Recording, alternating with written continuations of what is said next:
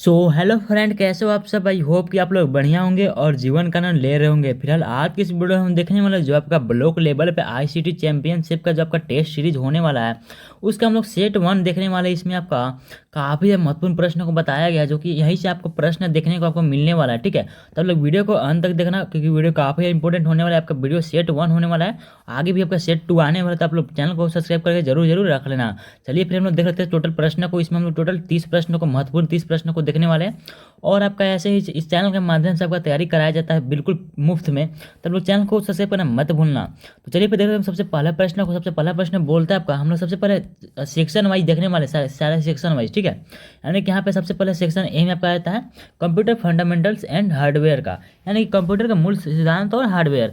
तो सबसे पहला प्रश्न को यहाँ पे देख सकते हो। तो सबसे पहला प्रश्न है आपका कंप्यूटर का मस्तिष्क यानी कि ब्रेन किसे कहा जाता है। तो किसे कहा जाता है आप लोग को पता होगा कि ये कहा जाता है आपका सीपीयू को कहा जाता है। ठीक है, तो आगे हम लोग प्रश्न संख्या 2 को देख रहे थे। प्रश्न संख्या 2 बोलता है आपका, इनमें से कौन एक इनपुट डिवाइस है। इनपुट डिवाइस कौन सा इसमें से हो जाएगा, माउस हो जाएगा। ठीक है, माउस इसका इनपुट डिवाइस होगा। तो हम लोग लेवल थोड़ा सा बेसिक से चल रहे हैं, हम लोग हाई तक चलेंगे। ठीक है, एडवांस तक जाएंगे बेसिक से। ठीक है, तो हम लोग सबसे पहले हम लोग बेसिक क्वेश्चन को देख ले रहे हैं माउस तो। ठीक है, ताकि आपको बेसिक क्लियर रहे, कहीं से भी क्वेश्चन पूछे आपको तैयार रहना है पूरा तरीके से। क्वेश्चन नंबर 3 बोलता है आपका, 1 किलोबाइट में कितने बाइट्स होते हैं। तो आप लोगों को पता होगा 1024 बाइट्स होते हैं। ठीक है, तो टोटल 30 प्रश्न को देखने वाले हैं। उसके बाद सेट 2 भी आपका आने वाला है, उसमें आपका स्टैंडर्ड क्वालिटी का क्वेश्चन रहने वाला है। ठीक है, तो इसमें भी आपका आगे मिलने वाला है आपका एडवांस लेवल का क्वेश्चन। ठीक है, मॉनिटर किस प्रकार का डिवाइस है। तो मॉनिटर किस प्रकार का डिवाइस आप लोगों को पता होगा कि वो आउटपुट डिवाइस है। ठीक है, तो ऑप्शन नंबर डी इसका करेक्ट आंसर हो जाएगा। तो अगर आप चाहते हो कि पीडीएफ भी आपको मिल जाए, तो आपको मिल जाएगा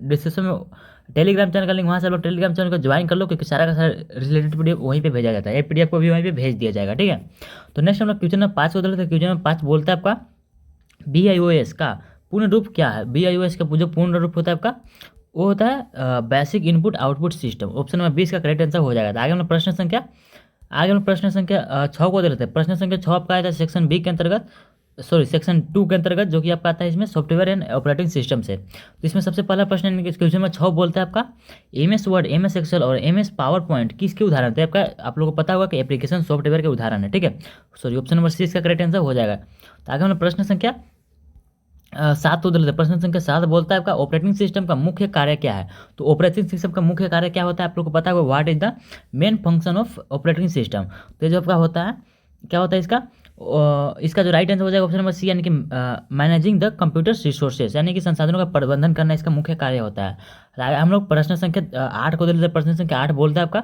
विंडोज किस प्रकार का सॉफ्टवेयर है। विंडोज किस प्रकार का सॉफ्टवेयर आप लोगों को पता होगा कि ऑपरेटिंग सिस्टम है। ठीक है, जैसे कि विंडो हो गया, लिनक्स हो गया, सब क्या होता है ऑपरेटिंग सिस्टम आपका, है ना।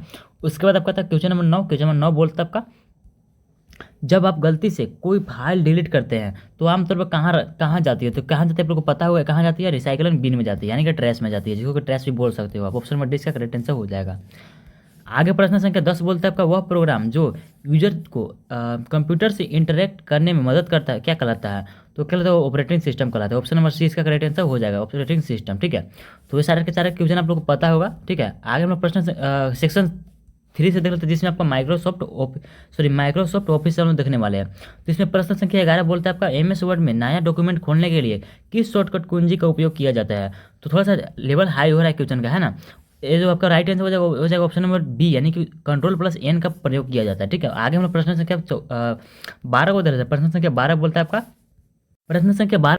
है आपका, MS एक्सेल में ग्रिड लाइंस के साथ बनी वर्क एरिया को क्या कहते हैं। तो क्या कहते हैं उसे, ऑप्शन नंबर सी, यानी कि वर्कशीट इसका करेक्ट आंसर हो जाएगा। ठीक है, उसे क्या कहते हैं, वर्कशीट बोलते हैं। उसके बाद आपका आता है प्रश्न संख्या 13। प्रश्न संख्या 13 बोलता है आपका, MS पावर पॉइंट में स्लाइड शो शुरू करने के लिए किस कुंजी का उपयोग किया जाता है। किस कुंजी का उपयोग किया जाता है वो बताना है। ठीक है, तो इसका जो करेक्ट आंसर हो जाएगा ऑप्शन नंबर सी, यानी कि F5 का उपयोग किया जाता है, फंक्शन 5 का उपयोग किया जाता है। आगे हम लोग प्रश्न संख्या 14 को देते हैं। प्रश्न संख्या 14 बोलता है आपका, किस टेक्स्ट को बोल्ड करने के लिए, यानी कि किसी टेक्स्ट को बोल्ड करने के लिए कौन सा शॉर्टकट उपयोग किया जाता है। तो इसका जो राइट आंसर हो जाएगा ऑप्शन नंबर बी, यानी कि Ctrl+B का उपयोग किया जाता है बोल्ड करने के लिए, है ना। आगे हम प्रश्न संख्या 15 को दे लेते हैं। प्रश्न संख्या 15 बोलता है आपका, MS एक्सेल में सेल का पता किससे बनता है, यानी कि इन MS excel what forms the address of a cell. तो इसका जो करेक्ट आंसर हो जाएगा ऑप्शन नंबर बी, यानी कि column, letter and row number. ठीक है, तो आगे हम प्रश्न संख्या 14 का सेक्शन 4 का हम लोग देखने वाले, जिसमें आपका आता है इंटरनेट एवं नेटवर्किंग से। तो हम लोग सारे प्रकार के प्रश्न को कवर करते हुए चल रहे हैं, है ना। तो इसमें आपका प्रश्न संख्या 16 बोलता है क्वेश्चन, www का पूर्ण रूप क्या है। तो www का जो पूर्ण रूप का होता है वर्ल्ड वाइड वेब होता है, यानी कि यहाँ पे ऑप्शन नंबर डी में देख सकते हो दिया गया है वर्ल्ड वाइड वेब। तो ऑप्शन नंबर डी इसका करेक्ट आंसर हो जाएगा। तो आगे हम लोग प्रश्न संख्या 17 को दे लेते हैं। प्रश्न संख्या 17 बोलता है आपका, किसी वेबसाइट के पहले या मुख्य पेज को क्या कहते हैं। किसी वेबसाइट अगर है तो पहले मुख्य पेज को आपका होम पेज बोला जाता है, यानी कि ऑप्शन नंबर 20 का करेक्ट आंसर हो जाएगा। ठीक है, तो अगर आप PDF अब चाहते हो तो टेलीग्राम चैनल को जरूर ज्वाइन कर लेना। अब चैनल को सब्सक्राइब जरूर से करना, क्योंकि ऐसे वीडियो चैनल के माध्यम से आपको हमेशा मिलता रहता है।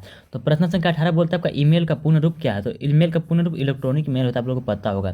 तो ऑप्शन नंबर डी इसका करेक्ट आंसर हो जाएगा। तो आगे अपना प्रश्न संख्या 19 को दे लेते हैं। 19 बोलता है आपका URL का पूर्ण रूप क्या है। तो URL का जब पूर्ण रूप होता है आपका यूनिफॉर्म रिसोर्स लोकेटर होता है, यानी कि ऑप्शन नंबर सी इसका करेक्ट आंसर हो जाएगा। ठीक है, ऑप्शन नंबर सी इसका करेक्ट आंसर हो जाएगा। आगे हम प्रश्न संख्या 20 को देखते हैं। प्रश्न संख्या 20 बोलता है आपका, वह सॉफ्टवेयर जिसका उपयोग वेब पेज देखने के लिए किया जाता है क्या कहलाता है। यानी कि what is the software use to view web page called, यानी कि उसे क्या कहते हैं हम लोग। ऑप्शन नंबर सी यानी कि वेब ब्राउजर इसका करेक्ट आंसर हो जाएगा। ऑप्शन नंबर सी इसका वेब ब्राउजर करेक्ट आंसर हो जाएगा। आगे हम प्रश्न संख्या 21 को देखते हैं, जो कि आपका आता है सेक्शन 5 के अंतर्गत, जिसमें हम लोग देखने वाले डिजिटल लिटरेसी एंड सिक्योरिटी से। ठीक है, तो इसमें आपका प्रश्न संख्या 21 बोलता है, what is the secret code use to prevent authorized access file, यानी कि किसी अनधिकृत पहुंच से। सॉरी, आप लोग इंग्लिश से देखो, हिंदी बहुत ज़्यादा डिफिकल्ट होता है कंप्यूटर में, है ना। तो क्वेश्चन नंबर 21 का जो राइट आंसर हो जाएगा वो हो जाएगा ऑप्शन नंबर डी, यानी कि पासवर्ड इसका करेक्ट आंसर हो जाएगा। आप लोगों को पता होगा इस चीज़ का आंसर, है ना। आगे हम प्रश्न संख्या 22 को देते हैं। 22 बोलते हैं आपका, आप लोग ब्लॉक लेवल पे गए हो तो आप लोग को इतना तो जानकारी होगा ही। What is the software use to protect computer from online threats like virus malware इत्यादि। तो इसका जो राइट आंसर हो जाएगा वो जाएगा ऑप्शन नंबर सी, यानी कि एंटीवायरस इसका करेक्ट आंसर हो जाएगा। आगे हम प्रश्न संख्या 23 को दे लेते हैं। प्रश्न संख्या 23 बोलता है आपका, डिजिटल लेन देन यानी कि डिजिटल ट्रांजेक्शन के लिए भारत सरकार द्वारा लॉन्च किया गया कौन सा ऐप बहुत लोकप्रिय है। तो फोन पे हो जाएगा इसका, है ना। सॉरी, भीम हो जाएगा, सॉरी BHIM, है ना। तो इसका जो राइट आंसर है ऑप्शन नंबर डी, इसका करेक्ट आंसर हो जाएगा। आगे प्रश्न संख्या 24 को लेते हैं। प्रश्न संख्या 24 बोलता है आपका, क्वेश्चन UPI का पूर्ण रूप क्या है। तो UPI का पूर्ण रूप जो आपका होता है यूनिफाइड पेमेंट इंटरफेस। तो ऑप्शन नंबर सी इसका करेक्ट आंसर हो जाएगा। तो आगे हम प्रश्न संख्या 25 को दे रहे थे। प्रश्न संख्या 25 बोलता है आपका, ई शिक्षा का क्या अर्थ है, यानी कि what is the meaning of e शिक्षा, यानी कि ई एजुकेशन है। तो ऑप्शन आपके पास, तो इसमें जो आपका राइट आंसर हो जाएगा ऑप्शन नंबर सी, यानी कि electronic education learning through ICT। तो ऑप्शन नंबर सी इसका करेक्ट आंसर हो जाएगा। आगे हम प्रश्न संख्या 26 को दे रहे थे, जिसमें जो कि आपका आता है सेक्शन 6 के अंतर्गत, जिसमें आपका पूछा जाएगा Jharkhand specific and miscellaneous question, है ना। तो इसमें आपका आ जाता है कंप्यूटर से रिलेटेड ही है ना। तो इसमें आपका आता है विच पोर्टल इज और या फिर ह्यूज पोर्टल और app is use by the education department of Jharkhand to provide e content. तो इसका जो राइट आंसर हो जाएगा वो जाएगा option number B, e Vidyavahini इसका करेक्ट आंसर हो जाएगा। तो इस तरीके के क्वेश्चन में पूछा जा सकता है आपका, है ना। उसके बाद आपका आया था सारे तरीके के क्वेश्चन को इसलिए लिया गया है ताकि आप एक भी क्वेश्चन बाहर से ना आए, यही इसी तरीके से क्वेश्चन आपका पूछा जाए, है ना।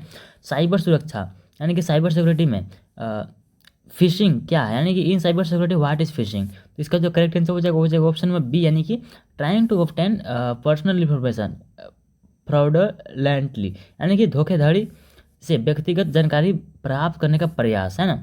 उसके बाद आपका आता है क्वेश्चन नंबर 28। क्वेश्चन नंबर 28 बोलता है आपका, एक पोर्टेबल स्टोरेज डिवाइस, यानी कि पोर्टेबल स्टोरेज डिवाइस जो डाटा को स्टोर करने के लिए फ्लैश मेमोरी का उपयोग करता है, उसे क्या कहते हैं, यानी कि ये portable storage device that use flash memory to store data. तो इसका करेक्ट आंसर हो जाएगा ऑप्शन नंबर सी, यानी कि पेन ड्राइव, यानी कि USB फ्लैश ड्राइव भी इसको आप लोग बोल सकते हो। ऑप्शन नंबर सी इसका करेक्ट आंसर हो जाएगा। ठीक है, तो आगे हम लोग प्रश्न संख्या 29 को दे लेते हैं। आपने वीडियो को लाइक करना और चैनल को सब्सक्राइब करना मत भूलना, ताकि आपका पार्ट 2 भी आपका मिस ना हो पाए। ठीक है, पार्ट 2 जल्द ही आने वाला इसी चैनल पे। ठीक है, तो यहाँ पे दिया गया था डिजिटल हस्ताक्षर का उपयोग किस लिए किया जाता है। ठीक है, तो आपका जो आपका होना था आपका नवंबर में किसी डेट से लेकर किसी का मतलब फिक्स नहीं था, तो आपका बताना कि आपका स्पेसिफिक किस डेट पे होने वाला है परीक्षा, है ना। किन्हीं किन्हीं का आज हो चुका है। तो उसके बाद आप कहते हैं प्रश्न बोलते हैं 29 नंबर, डिजिटल हस्ताक्षर का उपयोग किस लिए किया जाता है वहाँ, यानी कि what is a digital signature use for. इसका जो करेक्ट आंसर हो जाएगा वो हो जाएगा ऑप्शन नंबर सी, यानी कि to verify the authorize authenticity and integrity of the digital document. ठीक है, तो ऑप्शन नंबर बी सी इसका करेक्ट आंसर हो जाएगा। तो आगे हम प्रश्न संख्या 30 को देखते हैं। लास्ट प्रश्न है हमारा, डिजिटल कैमरा किस प्रकार का डिवाइस, यानी कि what type of digital device is a digital camera. तो इसका जो करेक्ट आंसर हो जाएगा ऑप्शन नंबर सी, यानी कि इनपुट डिवाइस का करेक्ट आंसर हो जाएगा। ठीक है, तो यही था आप लोग का पार्ट 1, सॉरी सेट 1। तो मिलते हैं सेट 2 में। तो करते हैं वीडियो पसंद वीडियो को लाइक कर देना और चैनल को सब्सक्राइब करना मत भूलना। मिलते हैं किसी नए वीडियो, तब तक के लिए बाय।